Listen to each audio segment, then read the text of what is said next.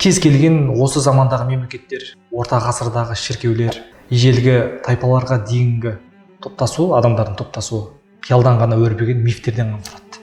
Шынайы өмірде ұлт пен ақша, құдай мен корпорация болмаса адам құқықтары мен заңдар туралы мүлдем ондай нәрсе жоқ. Қоғам ауа сияқты қажет дейді, бірақ өмір сүруге жеткіліксіз. Тарихи оқиғаны негізі әңгімелеу қиын емес, оны басқаларға сендіре білу қиын.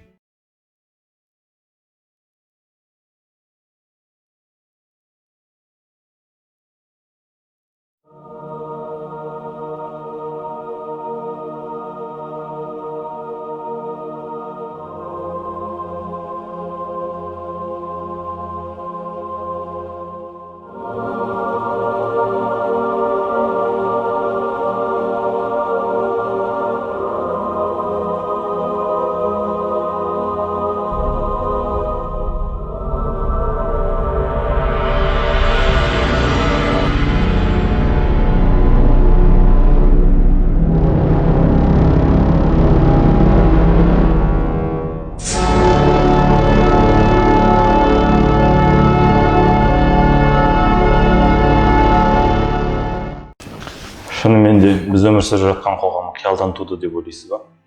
Кез келген осы замандағы мемлекеттер, орта ғасырдағы шіркеулер, ежелгі тайпаларға дейінгі топтасу, адамдардың топтасуы қиялдан ғана өрбіген мифтерден ғана тұрады. Мемлекет ұлттық мифтерге ғана арқа сүйейді. Мысалы, қырғыз ұлтының туына сенетін екі бейтаныс жігіт екеуі тіл табысып сөйлесіп кете алады. Мысалы, орта ғасырлардағы ислам жолын алатын болсақ, екі бейтаныс мұсылман екі адам ислам жолына бірге аттанылады. Католиктерде екі бейтаныс католиктер бірігіп, екі крест жорығына аттанылады. Яғни оларды біріктіріп тұрған қандай да миф бар. Мысалы, екі заңгер бір-бірін сөзсіз түсінеді, өйткені олар әділеттілік пен адам құқықтарының барына сенеді. Алайда осылардың барлығы адамдар ойынан шығарылып, бір-біріне айтып жүрген қиялда ғана өмір кешеді. Шынайы өмірде ұлт пен ақша, құдай мен корпорация болмаса адам құқықтары мен заңдар туралы мүлдем ондай нәрсе жоқ. Әділеттілік адамдардың өздерінің қиялдан туған. Яғни бұлардың барлығы қиялдағы шындық. Сонда қиялдан туған қоғамды немесе қиялдан туған мифтерді көп жерде қиялдан туған сол мифтердің арқасында аман болып қалған немесе дамып кеткен.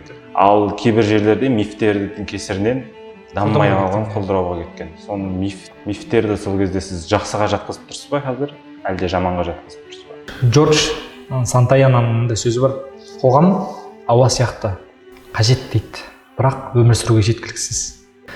Жабайы тайпалар әлеуметтік құрылысын елестер мен аруақтарға сүйене отырып қалыптастырған. Жаңағы отты айнала отырып, яғни шаманизмді айнала отырып ай туған кезде өзінің нанымдарын, сенімдерін арттырған. Міне уақыт өте келе ұжымдық қиялды дамыту арқылы осындай компаниялар, мемлекеттер құра бастады. Үйреніп кеткеніміз сонша мына қиялдан туған бүкіл мифтерді шынайы өмірге айналдырып жіберді. Тарихи оқиғаны негізі әңгімелеу қиын емес, оны басқаларға сендіре білу қиын. Басқаларға оны сендіре білетін болсаң, миллиондаған адамды бауыр қыла аласың, миллиондаған адамды әріптес қылып жұмыс істетуге болады. Елестетіп көріңіз, ағаштар болмаса арыстандар сынды, өзендер сынды нәрселерді сипаттаған оңай ма? Немесе шіркеулер, компаниялар болмаса адам құқықтары жайлы дүниелерді сипаттаған оңай ма? Джон Локтың мынандай сөзі бар: адамдар дейді қоғамды өздерінің сенімдерін сақтап қалу үшін ойлап тапқан дейді. Жоғарыда айтып өткендей қоғамның бәрі мифтерге сүйенеді дейсіз. Сонда сіздің ойыңыз сол қоғам қазіргі қалыптасқан және болашақта да қалыптасатын қоғамдардың бәрі мифтен құралады деп ойлайсыз ба? Өрбіген. Иә. Осының бәрі негізі тілдің арқасында. Мысалы, біз өзіміздің әңгімелеріміз ішінде өмір сүретін құбылыстарды сипаттап, суреттеп бере алмаймыз. Ғылыми ортада мифтерден, басқа сюжеттерден туындайтын дүниені қиялдағы шындық деп атайды. Бұндай өтірік айту тек адамдарға ғана тән емес. Бұл маймылдар, жасыл мешіндері бар, соған да тән.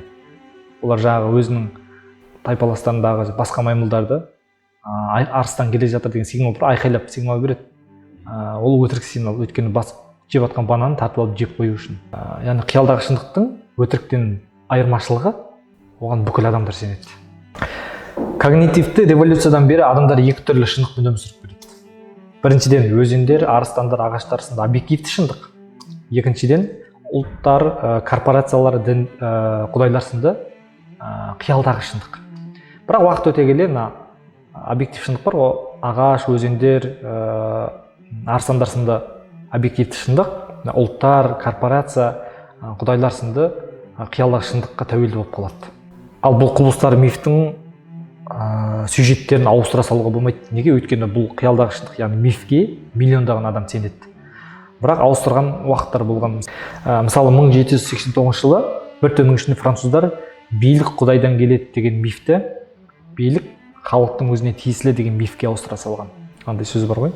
Үш адамның екеуінің ойы бір жерден шықса, шындықта ақиқатта солардікі деген. Сонда мифтер нені қалыптастырды? Атап бере аласыз ба? Адамдар ойлап тапқан әртүрлі шындықтар бар ғой, бүгін қиялдағы шындықтар пікірлерден бүгін біз айтып жүрген мәдениет деген қалыптасты. Мәдениет атаулы пайда болған сәттен бастап бүгінге дейін бәрін өзгеріп дамыған түрін тарих деп атаймыз, мәңгілік қозғалыста. Когнитивті революция дегеніміз тарихтың ғылымнан алшақтай түсуі.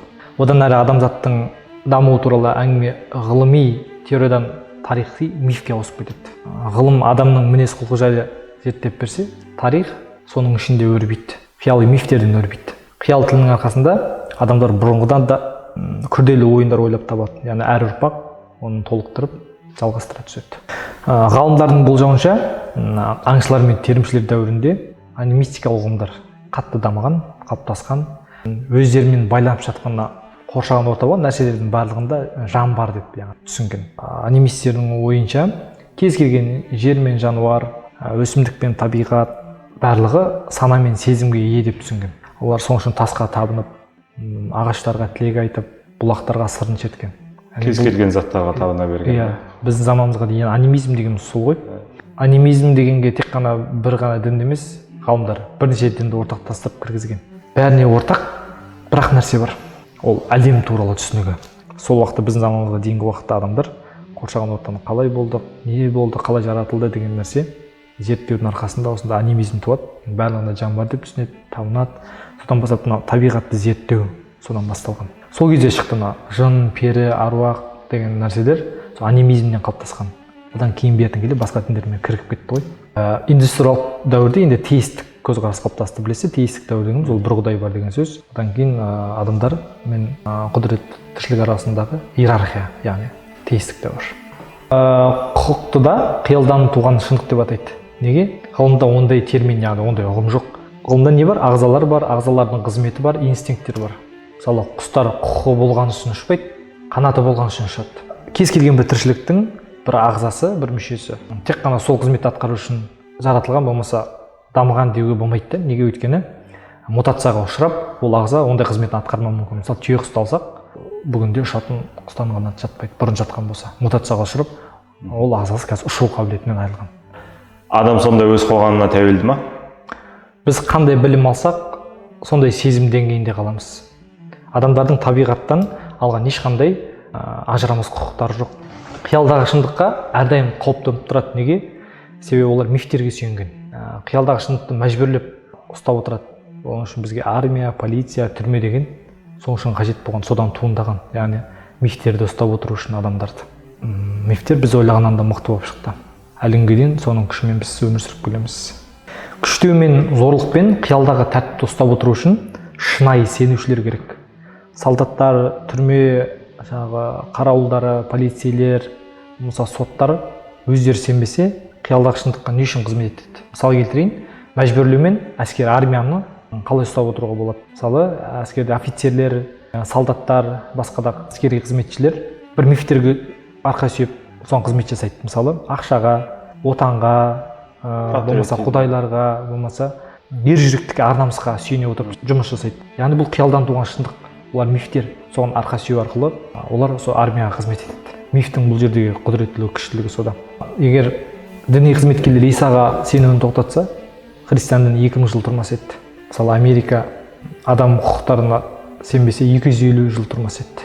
Банкирлер капитализмге сенбесе, экономикалық жүйе бір күнде тұрмас еді. Бұлардың барлығы мифтен, қиялдан туған шындық қой. Мифтің күштілігі осында. Адамдар, қалалар, патшалықтар құра бастаған кезде мына құдайлар, отан және акционерлік қоғамдар туралы оқиғалар ойлап таба бастады да. Яғни адамдарды біріктірген сол мифтер. Ақсүйектер мен қарапайым халық туралы ойдан шығарылған нәрсе. Теңдік, адамдардың теңдігі туралы нәрсе де ол да мифтен құралған нәрсе, қиялдағы шындық. Қандай мағынада барлық адамды тең деп айтуға болады? Мысалы мен оқиын, тәуелсіздік декларациясының ең танымал сөз тіркесі бар. Барлық адам тең жаралған, әрі оларға жаратушы ие, оларға өмір сүруге, бостандыққа және бақытқа ұмтылуға арналған ажырамас құқықтар берген талас тудырмас ақиқат санаймыз. Бұл тәуелсіздік декларациясының ең танымал сөз тіркесі.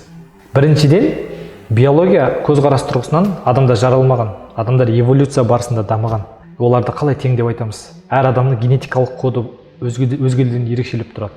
Әр адам әр жерде ортада өседі, яғни әртүрлі дамиды. Сосын оларды қалай тең деп айтамыз? Адамдар уақыт талабына сай оқыту керек. Балаларға кішкентай кезінен біз қиялдағы шындық негізін үйретеміз. Мысалы, ертегілер, пьесалар, суреткерлер, әндер, насихаттар, соларды ғана үйретеміз. Қазір адамдар теңдікке сенеді, себебі бұрын жұмысшылар киген джинсы бар ғой, бүгін байлар да киіп жүр. Мода ретінде. Мысалы, бұрын ақсүйектер мен қарапайым халықтың арасында иелеріне мырза, ханым деп сөйлейтін болған, бүгін таныс емес кез келген бейтаныс адамға ер адамдарға мырза, әйел адамдарға ханым деп сөйлейді. Бұл да бірақ қиялдан туған шындық қой. Бұл да миф. Қиялдағы тәртіптен бас тартуға мүмкін емес. Себебі қараңғы түрмеден босап шықсаңыз, ауласы кең түрмеге қайтадан түсесіз. Яғни бір мифтен бас тартсаңыз, екінші мифке тап боласыз. Өйткені бүкіл әлем қазір мифтерден құралған. Туа біткен құл дейді, қолындағы қола кісенін дами келе алтын кісенге айырбастайды дейді. Сұрағыңызға жауап бере алдым ба? Иә, жауап бере алдыңыз деп ойлаймын. Сонда сіздің айтып отқаныңыз мифтер не жаман емес, мифтен туған қоғам не жаман емес, не жақсы емес. Дамуды және процветанияны алып келген кездері де болды, және де құлдыраудың кездері де болды дегіңіз келіп тұр. Яғни адамдарды бүгінгі күнді қорытындыласақ, адамдарды бүгінгі күнде біріктірген сол мифтер. Біз әлі күнге дейін біріктіріп келе жатқан мифтер айттым ғой, қазіргі айтып жатқанымыз діндер, айтып жатқан ұлттар, патриоттық дейді, отан туралы айтып жатқан корпорациялар, ақша, бүкіл адамның қиялынан туған нәрсе. Нақты нәрсе емес. Стол, болмаса диван, мен ұстап отқан ноутбук деген сияқты. Болмаса бізді түсіріп жатқан камера сияқты нақты нәрсе емес, ол қиялда ғана. Дамығаны соншалық адамдар шындыққа айналдырып жіберген. Аграрлық дәуірде адамдар мемлекеттер құра бастаған кезде оларды біріктіру үшін қандай да бір сенім керек қой. Сол үшін кез келген ұлт бір дінді ойлап табады, діннің арасында бір адамдарды біріктіреді деген сияқты. Ақша ойлап табады, ақшаны біріктірген, адамдардың басын біріктірген ақша. Бір отан, патриотты ойлап табады, ұлттықты, сол ұлттық адамдар бірігеді. Яғни адамның қиялынан туған нәрселер. Мифтерден айырылып, нақты нәрселерге көшейік дегіңіз келіп тұр ғой сіздің? Жоқ, мен нақты нәрселерге көшейік емес. Менің тек бірақ қана мақсатым бар. Бүгін біздің ел жастары ғылымға бет бұрса, өзінің қандай нақты жолмен келе жатқанын түсінсе, өзінің мифтерінің арасында өрбігенін түсінсе, яғни соны насихатты қойып ақиқатқа көшеді, магияны қойып сол кезде мәліметке көшеді, чисто информациямен өмір сүреді, стандартты қойып не стандартқа көшеді. Рахмет.